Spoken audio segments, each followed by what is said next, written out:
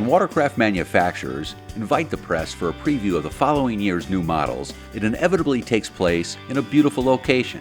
And for their 2015 new model press intro, Yamaha certainly did not disappoint. The watercraft and boating press were brought to the Ritz-Carlton Lodge on idyllic Lake Oconee, Georgia. For 2015, there are really three new stories, the biggest being what Yamaha is calling Ride.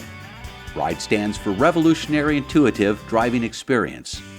What Ride does is it's having two throttles, and you have a right throttle and you have a left throttle, and the right throttle controls going forward and the left throttle controls slowing down or going in reverse. Very intuitive, just two things, and after a very short period of time you don't even think about it anymore. Kind of like driving a car, the gas is on the right, the brakes on the left, so you kind of just, your mind gets wrapped around that really quick and it becomes real easy to use. You can hit the left side and you can decelerate very, very quickly, and our system utilizes a bucket, which is a design that kind of shoots the water out the sides instead of shooting it down.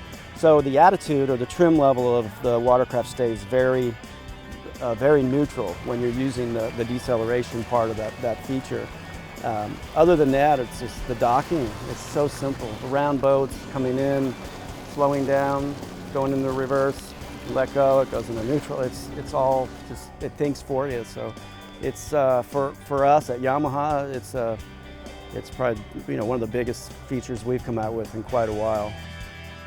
Usually the number one thing that both the press and consumers anticipate with new model introductions is an increase in horsepower and overall performance, particularly in the musclecraft lineup.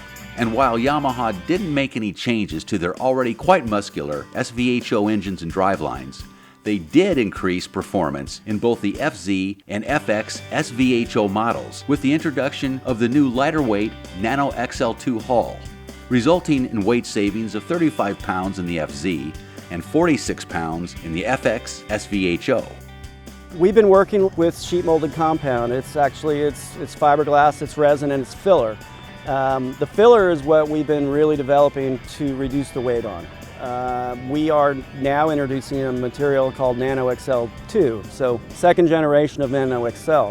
This is a material that's formulated utilizing nanotechnology, of course, and we are at a point where we're achieving the same durability, the same look, the same fit, finish, and quality with a 18% lighter material than our previous nano material, and it's about 40% lighter than our material that we've used in the past years. Ultimately, lightweight just gives you so much. It allows you to work with the hull in the areas that maybe you couldn't work with. Lightweight, you need less horsepower. Or you could use that lightweight in other areas. You could use it for comfort. You could use it for fun, agility. And of course, power to weight ratio is one of the key factors, that we attribute to fun factor overall. And for the record, the Watercraft Rider crew were completely enamored with the gorgeous red, supercharged FZR. We simply couldn't get enough.